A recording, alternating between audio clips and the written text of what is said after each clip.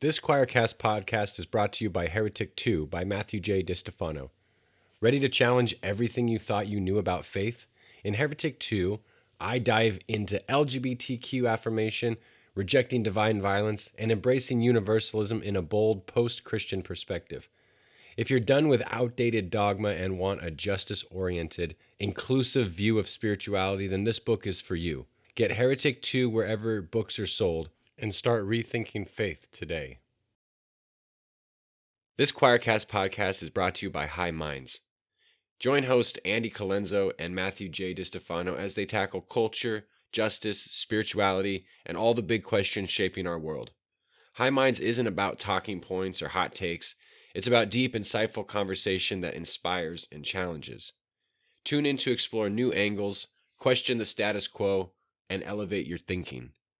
Listen to High Minds wherever you get your podcasts. This is Radical Love Life, an ongoing series of conversations with thought leaders exploring faith outside the boxes.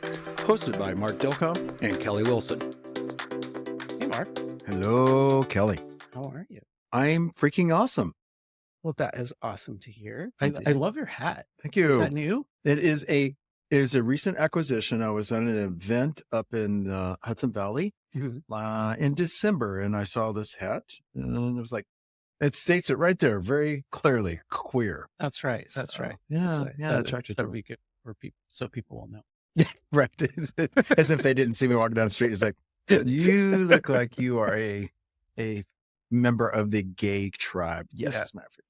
Oh, well, I More like it. than It's queer. very, very stylish and Thank you, my friend. bold. Thank you. Oh, That's- yeah, but that's this what is- it's all about, baby. Putting it What's out going there. on out there right now? Like any little gesture, it's really meaningful. So Well, thank you. And I'm glad you said that. So I updated my LinkedIn profile recently as well, where I just put it out there. It's like queer mystic, called to end religious abuse for our queer family. Like, I'm just not pussyfooting around anymore. It's like, I'm tired of this. Like, especially when, okay, I think you know what happened last week by the administration where the National Park Service overnight just erased the T and the Q from any reference about the Stonewall Monument. Yeah, they to took the it right park. off. They took up the sign. Off to the what? Yeah, it's like so. It says LBG. I'm like, okay, so you just erased people, like really erased, like the existence of individuals, and it's like, yeah, okay, that's really not all right for about a billion reasons. So, Yeah. I'm with you on that. Like I try, my social media presence. I'm connected with a lot of folks that are conservative and Mhm. and Republican and all of that, but also a lot of progressives. But and I try to be understanding and build bridges or whatever. But last week I wrote this like 10-point screed that was just like, all right, look, somebody's got to read this. Like sex and gender are different. For all of humanity, there have been people who did not fit these labels. That if intersex people exist, then why would we not expect that people emotionally and mentally also don't fit the binary category? So just like went down like boom, for boom, you. boom, boom, boom, boom. And it wasn't angry. It was just like, please read this, think about it. Do not comment on this until you've read the whole. And Haven't gotten a lot of comments. okay, but I thank you for doing that, because when we have threats like this happen, there could be a tendency for people to pull back, to go back into hiding, to go into closet. It's like, yeah, no, fuck that. I'm not. Right. And people get tired and they're like, okay, I would advise anybody out there to pace yourself. Yeah. Like it's okay to only check the news once a week. Like Absolutely. you will Be find good out to what yourself, you first need of to all. know. Yeah. We don't have to keep our pulse on it every moment, Yeah. but it's good to stay informed and be It is. ready and do what you can. Speaking of being informed, we have a special guest today, don't we? Yes, we do. Today we have Jon Turney, Mm-hmm. and Jon is a former worship and associate pastor and co-host of the popular This Is Not Church podcast. It's a great name. I know. And I was listening to, and they, I was listening to some episodes on the way over here, and they have such an energy, and they're, I would associate it with like listening to a morning show when you're on your commute. Wow. Lots of, a little bit of controversy, a little bit of maybe a curse word every once in a while. What? You curse but on your anyway. podcast, John? Oh yeah, yeah. I was very proud that I got to put the explicit You on the wear it like a podcast. badge of honor. That's That right. is my Damn scarlet right I letter do. right there, the E. But and the This Is Not Church podcast is dedicated to presenting alternative points of view that challenge the mainstream religious narratives. Mm. They don't shy away from the hard conversations and aren't afraid to flip a few tables. Dude, I love that. Yeah, yeah, there you go. So, and John is he's based in Northern California, and is also, in addition to talking about faith and podcasting, he's also an author of science fiction. Oh, very cool. We're going to talk about that then too, I'm sure. Yeah, which is very cool. So anyway, John, thank you for being here. Thank you for having me. I'm really happy to be here with you guys. Thank you. Yeah, we're super stoked. John, welcome to the show. So, first things first, let's the book, science fiction book. It's RJ the Astronaut. Exactly. I was intrigued by the title. I will first admit I have not read it, so I apologize. I did not do my homework, so I'm all about full confession here. So tell us about the book. Well, I mean, let's try to do long story short, I guess. Sure. Let's go for it. There was a point, you're talking about Facebook and going online and posting about different topics, right? Mm-hmm. And I got really good at setting up really good arguments on Facebook. Okay. My brother and I were both doing this, right? We were battling. You mean no? each other? He started it. I'm like, hey, I'm going to join on this. I'm going to get in here and I'm going to battle for what's right. And it was, mostly on BIPOC matters. It was on LGBTQIA plus matters. Mm-hmm. And I just recently left the church, and so the majority of my friends on Facebook were very staunchly conservative, and of course they were battling back as I'm posting, my what I had to say about the LGBTQIA plus community or the BIPOC community. Just something as simple as like this month, right? And posting something about Black History Month. It was like, well, Black History Month. What about White History Month and all that kind of crap? Oh my God. Okay. Yeah. Seriously? So, but I got really, really good at using the Bible against them.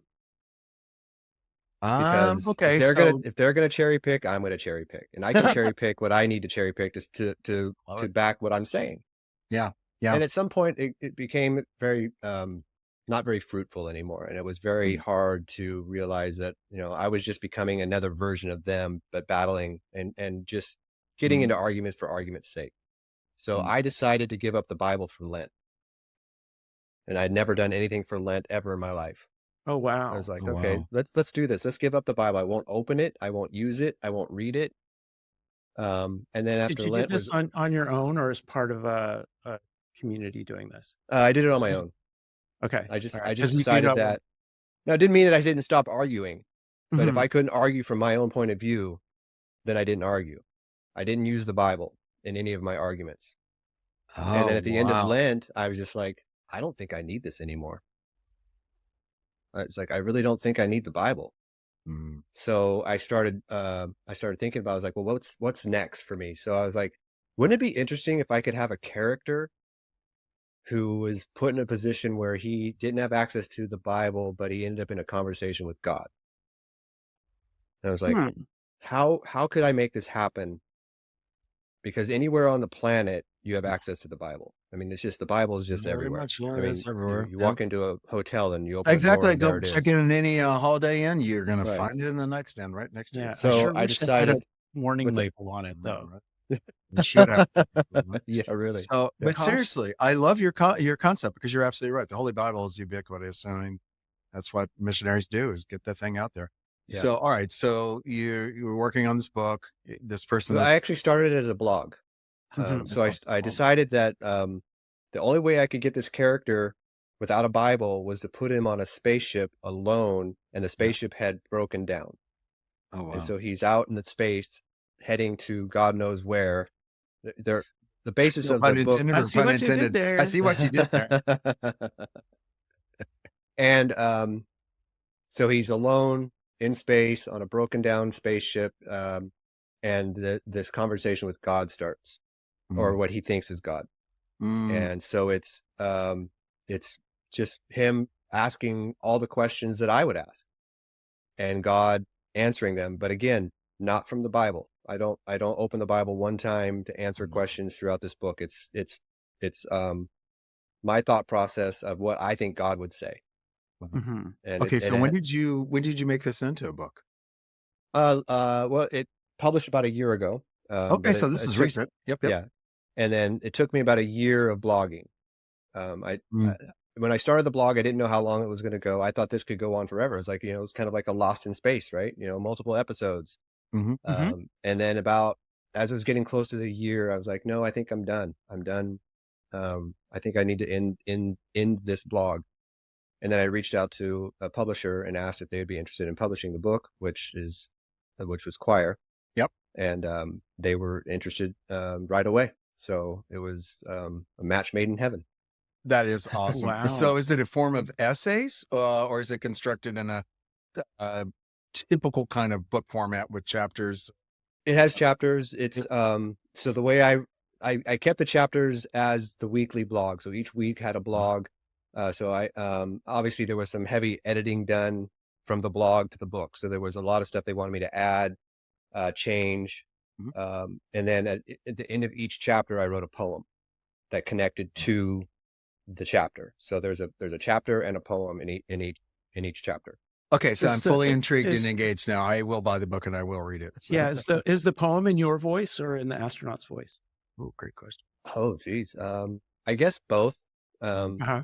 There's one that's in God's voice, at least. Most of them I think are just me, and I kind of, it's almost like a summary of the chapter, I think, in poetic form. Nice. And it was something that I enjoyed doing. So it was like every Monday would be the blog, and every Tuesday I would drop the poem. So it was a fun way to keep people engaged while I was writing. Okay, Wow. so That sounds much more interesting than Matt Damon with the potatoes. It does, doesn't it? No, I mean, although that was great too, but Yeah, no, that was a good movie. I really like that movie. But yeah, that's The Martian, by the way, for anybody who's listening. Yeah, exactly. Oh. Yes, go see The Martian, the potatoes, the reference. yeah, the potatoes. So thank you for sharing that. Like, okay, Yeah. folks, you need to run out and buy this book. It's called RJ J the and- Astronaut. RJ the Astronaut. It's from Quoir Publishing. Yeah. Which is we are part of the Quoir family as well. the Quark Yes. Yes, we are. Very cool. All right, John. So, wow. I see you look like you have a question for John. Well, I would like to just step back a little bit to talk Okay. about your spiritual background, just to, we know now you're in a place of kind of iconoclasm or, digging stuff up and, mixing stuff up. Where did you start and what were some of the influences that got you to want to break away from those original ideas about the Bible? Well, my brother and I, who are the two of the three co-hosts of This Is Not Church. So my brother and I were raised in the church. I have no memory of not being in the church, growing up. I have like memories of different churches that we tried out as younglings. But we ended up at a Foursquare church in my teenage years, and that was at the beginning of the purity culture movement. It wasn't called that, but that's kind of what we were dropped into. We had left this kind of more of like my parents joined this Bible study that was more of like the remainders of the Jesus movement in the late 70s, mid to late 70s. So I remember that, and that was a really cool time. I mean, that was a lot of freedom, a lot of hippies trying to find their connection with Jesus. And the Jesus freaks. Yeah. And so that was, I have a lot of really good memories of that, of like hanging out with other kids when my parents were going to this Bible study, just having a good time. But I think like any movement, it starts to like coalesce into something with rules and regulations. And that happened. And all of a sudden, my parents needed to find a church that had a little bit more structure. And that's when we ended up at the Foursquare Church. And just, if you mind if I pause there, just to kind of, can we define Foursquare for anybody who's listening? Is that more of like a charismatic? yeah, charismatic, you know, speaking in tongues, gifts of the Spirit, that kind of stuff, which I never understood. To this day, I still don't understand speaking in tongues other than making nonsense sounds and someone's supposed to interpret you. But as I started going to Sunday school there, I started asking questions, and they were like youth type questions. They weren't like deep, you know, religious questions. They were just like, so Adam and Eve were the only two people on the planet, and then they had kids. Who did their kids have kids with? Right. It was simple, like weird questions that just kind of popped up, right? Like, because that's the question I think every kid asks. It's like, right. Is it fundamentally, you got to figure this out. You know, the basics of family genetics, I guess. And you got to ask that one. How did that get going? Yeah, like Cain and Seth probably didn't marry each other. I mean, there had to be some more people. There had to be more people. So, all right, keep going, John. I'm sorry. But it was just, I was someone who had questions. You know, the flood, how did that work? You know, Jonah and the whale, how does that work? You know, just basic, you know, kid questions. And not unbeknownst to me, my parents were called in by the pastor and asked to talk to me about all the questions I was asking. Oh my gosh. And wow. And maybe to tone it down a little, because that's not really the place for this kind of stuff. You know, it's not the place for this. Yeah. Wow. And you know, that was the idea, right? At that time, Sunday school wasn't really a place for questions. Sunday school was a place for kids to go so the adults could do the adult talk. And the kids I guess that's a form of indoctrination if you want to look at it. Yeah. You know, because you get these crazy, horrific stories like the flooding of the earth, but told through pieces of felt on a felt board with happy little rainbows. Exactly. Yeah. And there's no two-way conversation. There's no discourse about anything about that other than, well, it just happened, kid. Right. You know, so there you are. So to my parents' credit, they decided not to tell me about this conversation. I found out about this conversation much later as an adult. Wow. But you know, kids are smart.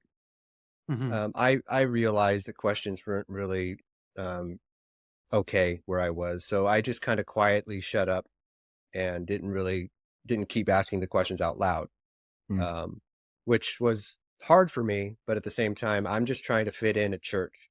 I'm just trying to but as I become a teenager, I'm start living this dualistic life of like one side of me is hanging out with the quote unquote, you know, the bad people. And then on the other side, I'm hanging out with my church friends, and I'm trying to live this double life. And really what was like first linchpin or whatever you want to call it for me was I was about 17 or 18. And I was asked by my music teacher if I would be interested in doing playing bass. I'm a bass player, playing bass in a local musical. And I was like, that sounds like fun. So I ended up at a local theater doing a musical, and unbeknownst to me, being introduced to a whole group of gay people. Theater is a gateway. Oh, it's a total gateway drug. You got to introduce to the gays. Gateway. Yeah. The gateway. The gateway. Yeah. If you get in theater, you're going to find out about the world. You're going to find out. Well, and I was a 17-year-old kid, super shy. It was already interesting enough because it was like there was no dressing room really in this theater, so everyone changed in the same like middle area. But by the end of this show, I had to come to a realization about what I had been told about the gays. The gays, the gays, and that everything that I had been taught in church was wrong. Everything. Wow. Seriously, you like had that heart of an epiphany from just being in that show that time, like everything that you've been taught was wrong. Wow. That's I mean, it was just like I was already questioning about, you know, if God is love, how could this whole group of people not be loved? I was already questioning that. Yeah. And then to come into connection with a group of people and finding out that they are just like me, they have fears just like me, they have concerns just like me, they want to be accepted and loved just like I want to be accepted and loved. It was the first, that was my first questioning of like, is the Bible right? Is Christianity even right?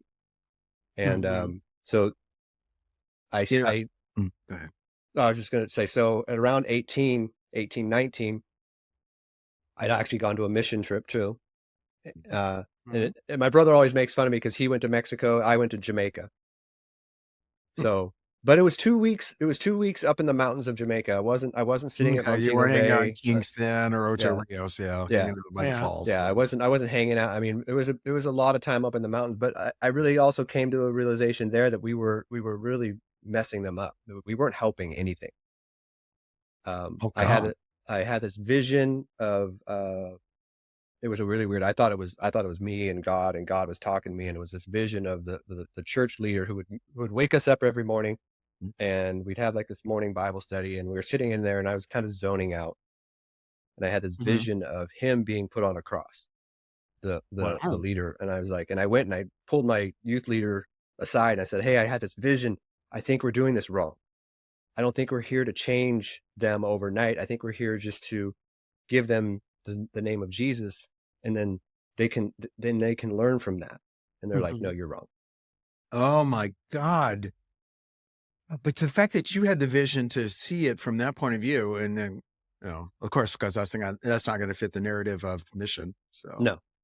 But so between those two things, that was kind of it for me. And then and then to top that all off, an intervention on me. Okay. And We all think you're a little too Christian, Jon. well, like I said, I was living this double life, right? So I'm smoking pot, I'm drinking, I'm having this good old time on this side while I'm also pretending to be go to church. I would go to church Sunday morning, Sunday night. I'd go to a Sunday night service. I went to Wednesday youth group. I mean, I was there. I was at my youth group leader's house if I could. But if I wasn't there, I was with my friends smoking weed and having a few drinks. And I thought I kept the two lives separate. Clearly not. And so we have this after Sunday barbecue that we'd have sometimes. And it was at the youth leader's house. And we'd all drive together because they lived in a cul-de-sac and there just wasn't a lot of room for cars. But for some reason, this time I wasn't invited by anybody in their car. So I'd drive myself, which is a weird thing to remember, but I remember it. And I pull up and there's already cars there, and I get out and I walk in there, and there's no barbecue, and everyone's sitting in the living room. And this isn't a barbecue. This is an intervention to talk about me and my wayward ways. Wow. Okay. And so it was, just like you see on TV, right? That intervention where everyone speaks and tells you, how you are affecting their life and how you're ruining your life.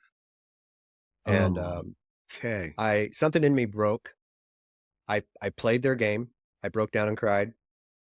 I went into the kitchen with the youth leader and we prayed together. But as I'm praying with him, everything's just falling apart inside. And that was the end for me. And I walked away from church at that time. Jeez. No pun intended. Wow. Yeah. That's some serious. So that's interesting that it wasn't that like you were affected by the moment, but it wasn't a way of drawing you deeper into the church. Right. That it was a way of like being like this, like yeah. And so I spent, the next, I mean, I didn't enter a church again for another like 30 years.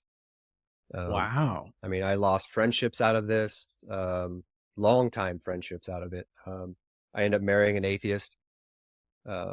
That's another story altogether. But I was at the time I was in a Christian rock band, and thinking that we were going to be like the next big thing. We'd put out a demo tape, and that fell apart, obviously. But yeah, it was an interesting time in my life as I was losing friendships, losing connections with the church. you don't realize how important it is to you, or how important it is to your life, until you step away from it, and how many people you were connected to that, they'll pray for you, right? But That's they right. have to That's right. separate, and they have to keep a distance, because that's apparently what God tells them to do. This is so Yeah, heartbreaking.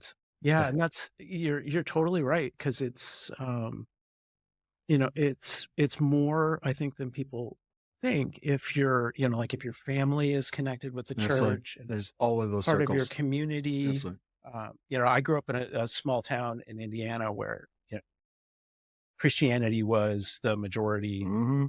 Yeah. religion. So to be, to push back against the church was not just pushing back against the church, but it was against my neighbors, my Your- family, your tradition. community. Because I got ministers back like 5 or 6 generations. So it's even like pushing back against Your family ancestors. tradition. Yeah. So really, Yeah. you get to feel a little bit untethered. Yeah. Yeah. John, that's God, that breaks my heart. And thank you for sharing the story in the way you did, because it happens. It happens all too often. But there's why my heart breaks also is the flip side, that people don't get out. Like they're caught, they're in community with people when they know that it is a dysfunctional, unhealthy relationship. But because they know what will happen if they disconnect, then they lose so much. And so people stay within.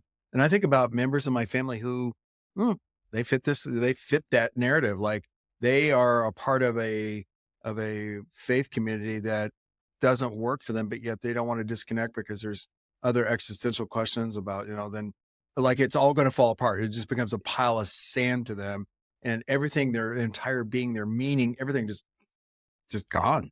Yeah. And they refuse to leave because they don't want to do that. Right. For that fear. Wow, So- brother, that's a lot. So did you, looking at your bio about, being a worship leader and all that, did you come back into Yeah. the church then? Yeah. Yeah, let's talk Sometime about later? Yeah. So fast forward, I'm married. I have 3 children.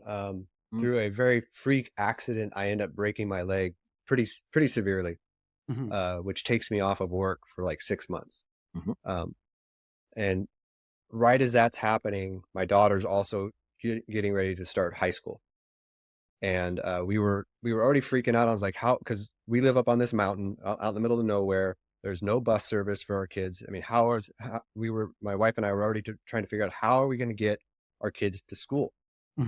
There's a little community school where my kids go up here, which is literally like a mile from our house. So that's where they went through the 8th grade. But now we're going into high school.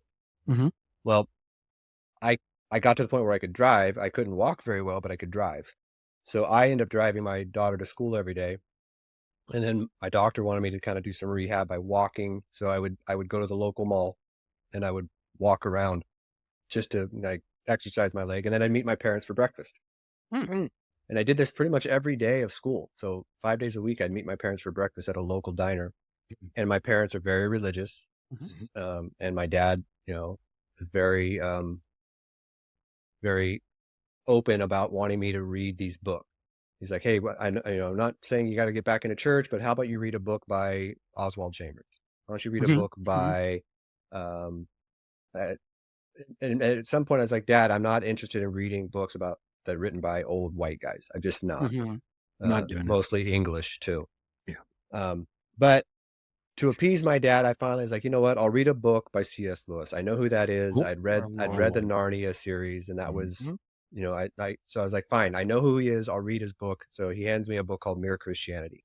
Yeah, buddy. And, very small book, but and every question I had, I felt like if I had a question, C.S. Lewis was answering it before I could even put it down as a thought. So it really opened my eyes to a potential of like stepping back into a Christian faith.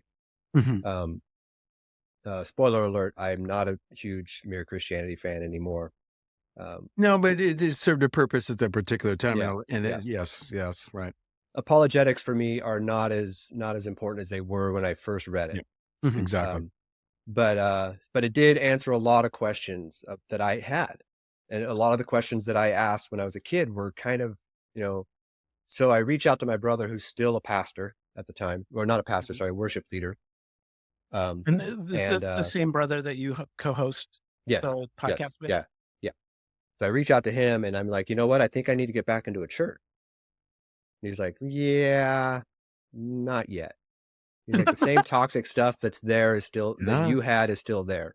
Maybe keep reading. So he starts handing me books to read. How awesome and selfless of your brother. Well, it turns out that my brother is going through his own deconstruction at this time. But even then, it means for him to even know that, but to say that to you versus try to drag you back into it, to try to, somehow shore up his deconstruction and his uncertainty and not drag you into his affairs. That's pretty awesome that he did it that way. So we both jump into the pool, the deep end of the pool together into this hyper grace movement. Mm-hmm. Oh, wow. And we think we found it. We've found the version of Christianity that's going to save everybody. And like any movement, things start to change, rules start to be added, and even the hyper grace movement, which sounds super great. I mean, this like God loves everybody. Well, God loves everybody except, and then they start filling in the gaps of who, maybe God doesn't really love, right? But when you and your brother started in this journey with the hyper grace movement, were there rules like that, or are you simply saying no, it was just like everyone's accepted, everybody's loved. And then it was like, then, you start talking about certain people in the community. They're like, well, that still might be a sin. So we need to look at that and, work on that. And it was hyper grace movement was like this idea that it was super soft on sin, that sin didn't matter. But they still had to call it sin because sin exists. Is that the thought? Yeah. Yeah, just kind of soft about it. Well, is in those movements, isn't there always also the point where, and I hate to bring this guy up, but there's always a point of like, think of the absolute worst dictator that you can think of in history. Yep. Where is he? Like there's always a point of like, you can find somebody who's evil enough that you'd be like, I think God's probably gonna at least put them in purgatory for a second before they. And that was my litmus test. That was my litmus test for a lot of people at that time was, I'm sure we're thinking the same evil dictator, but I was like, imagine this person, Joe Biden. Imagine them in heaven. Are you angry?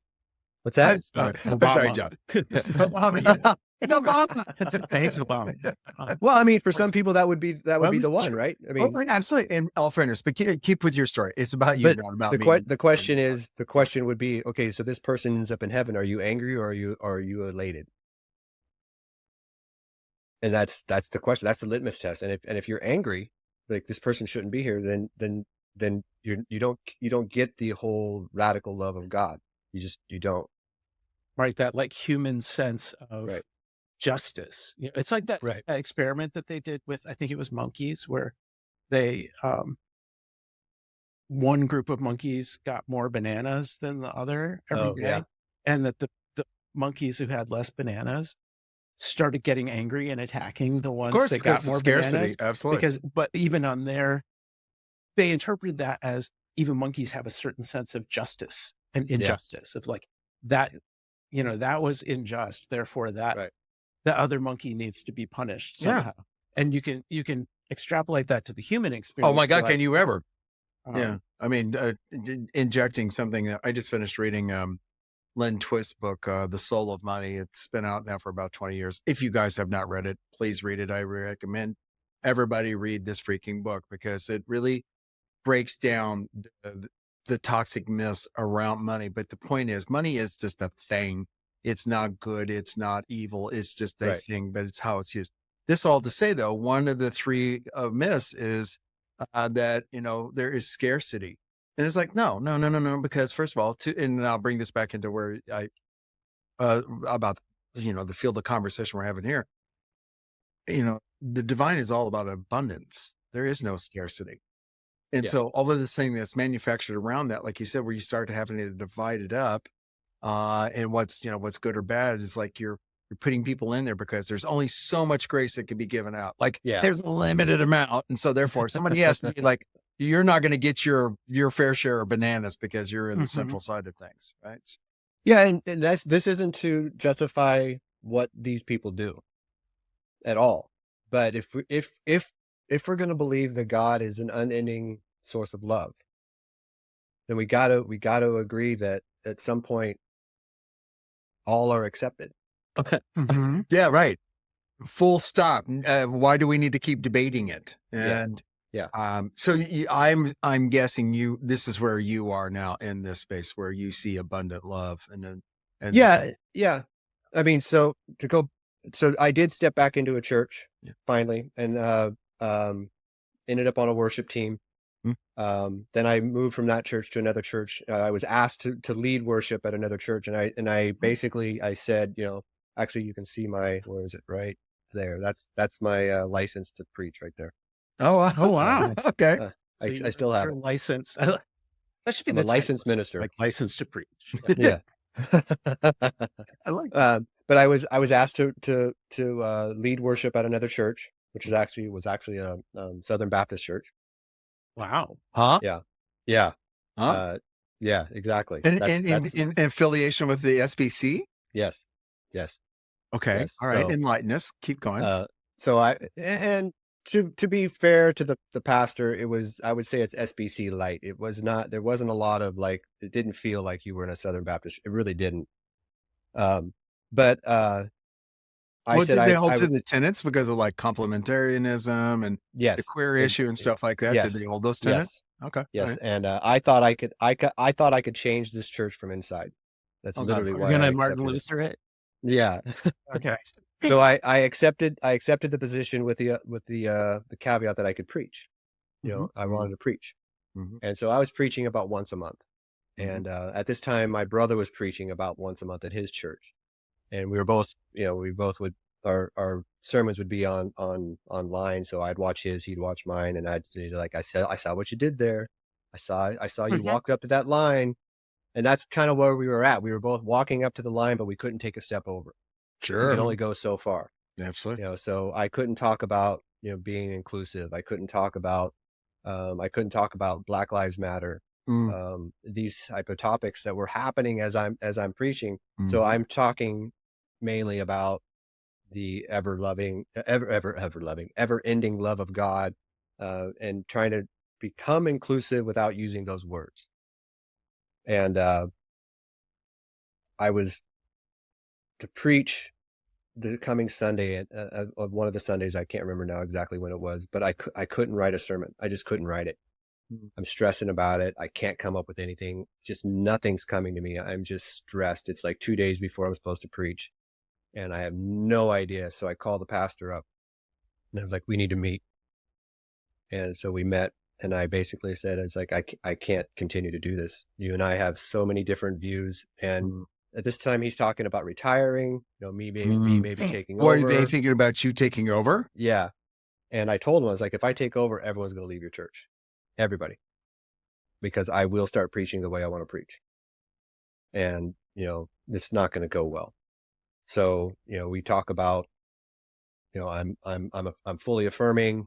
I don't believe in hell.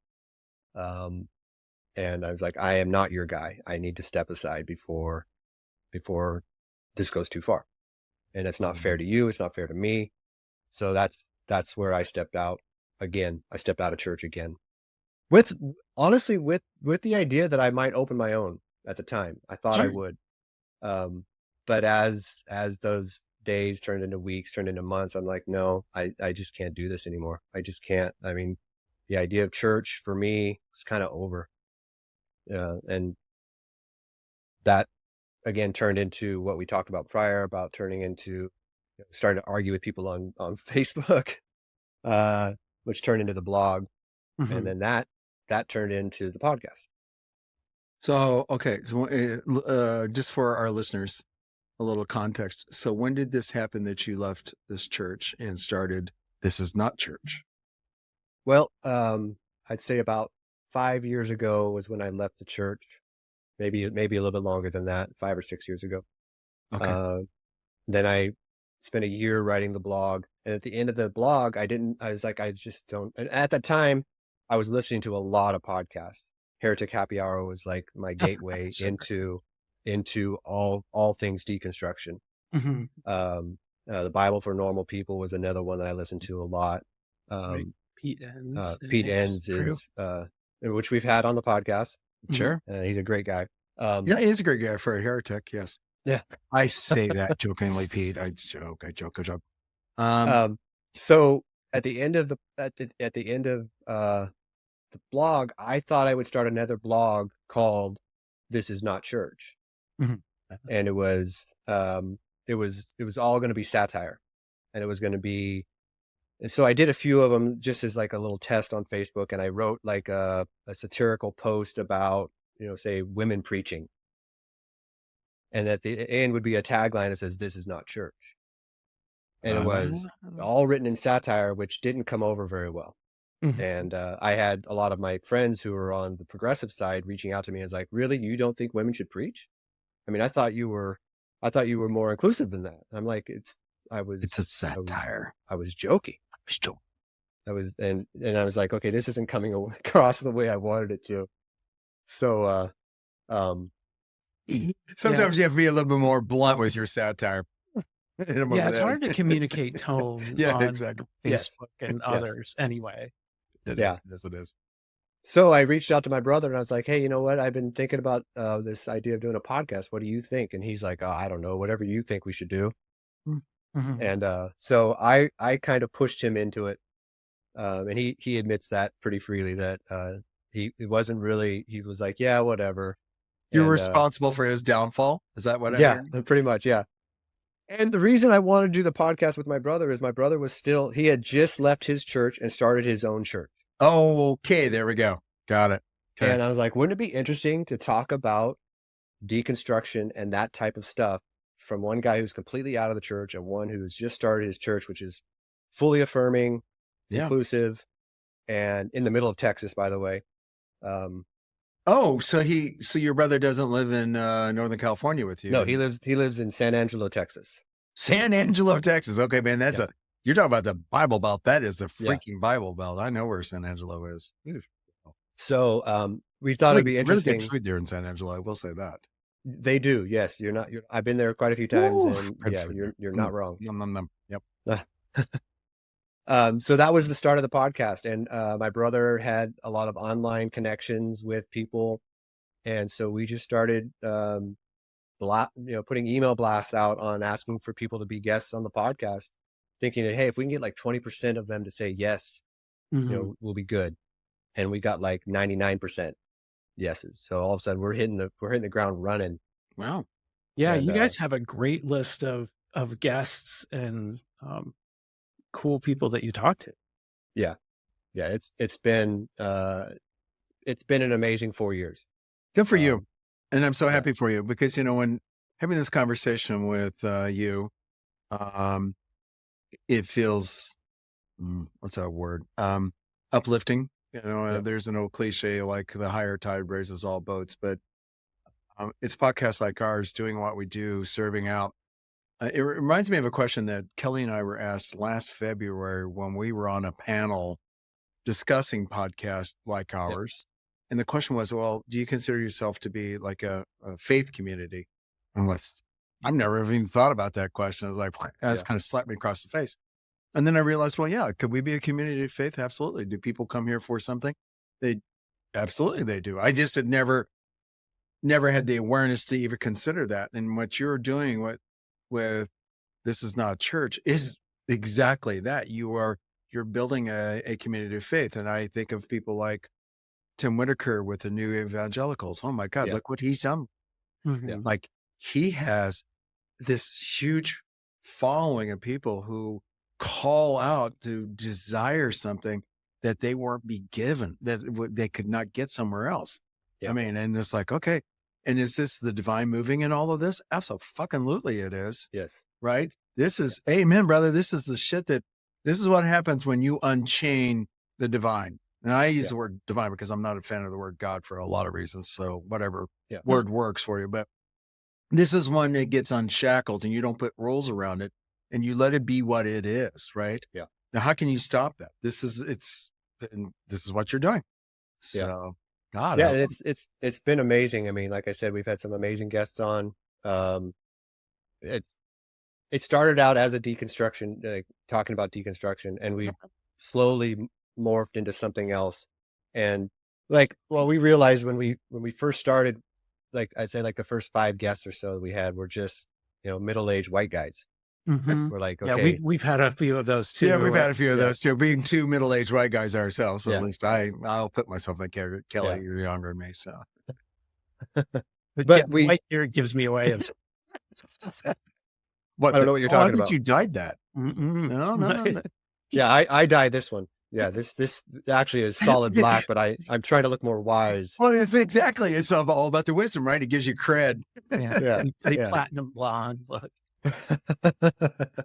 But we and you have to be intentional. Yeah, you do. So we intentionally reached out to people of color, to people from the LGBTQIA plus community. We intentionally did that, so that was a turning point in where we started reaching out to, we've had politicians on, we've had activists on, we've had artists on, we've had musicians on, and we'll continue to do that. We just had a gentleman, Shannon Kearns. I don't know if you know who that is. Transgender priest. Had him on for the second time. I let the name sound familiar.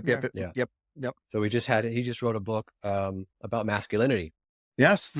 Yeah. And it's an amazing book. It's not out yet, but when it comes out, I highly recommend anyone reading it. It's a great book, and it's those kinds of guests that we want to reach out to, especially in this environment right now. Oh my God, voices to these people. Yeah, absolutely. Thank you for saying that. I mean, the work you do. I'm sorry, I just stepped all over you. That's all right. No, I apologize. No, I was just gonna add a commentary. Like one of the things that I found on our podcast doing the same thing is that it's important to also move beyond just getting people on to say, tell us about your experience. Oh, absolutely. But to do some research and learn about their experience beforehand, so you can come at it and be, this isn't just education. This is right. I want to be actively involved in your well-being as well. So let's talk, and let's talk about my role. Yeah, absolutely. I mean, to be an advocate, you have to do your work. Mm-hmm. You can't just say I'm an advocate and then not do anything about it. And if it's something as simple as things that are just, but that's so true, because people could say that. It's like when somebody says they're a Christian, I'm like, yeah, but are you? But are you really? Let me see those fruits. Yeah. Well, and the same, I remember one of our very early conversations when we were talking with Alicia Crosby Mack, who she was like, you can't call yourself an ally. It's a term you can earn. Yeah. Amen. But you can't just like put the badge on. You just can't put the badge on. Ally. And I've remembered that ever since. Like absolutely. That's a word I don't use. I don't use that word as like, I don't call myself an ally. Mm-hmm. I feel like at some point maybe I'll earn that street cred. Right. I will be called an ally. And I can be an advocate, I think, but I think an ally is something that has to be recognized. I agree. And so, yeah. I'm glad you brought this up for our listeners too. Maybe you'll ponder this as well, because I've not thought about that. I do use those words to describe others, but as a queer person myself, if I say somebody's an ally, does that give them the cred? Is that the point? If I perceive them to be that? Yeah. Okay. Exactly. Right. Yeah. It's kind of like if I was in a world where redheads were under fire and somebody really was out there talking about how no, gingers do have a soul, I'd say that person's an ally. But other than that, but do gingers have souls?